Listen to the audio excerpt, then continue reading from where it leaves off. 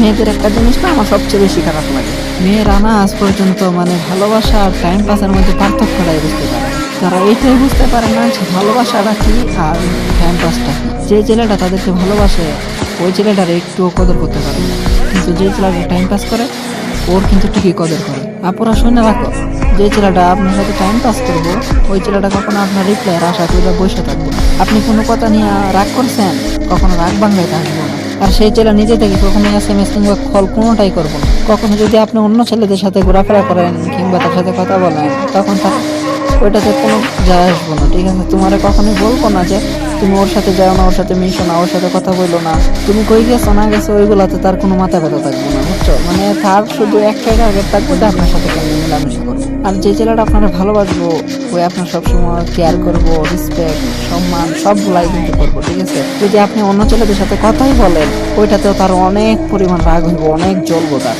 মানে সে এগুলো মাইনা নিতে পারবো না। আর ওরা কিন্তু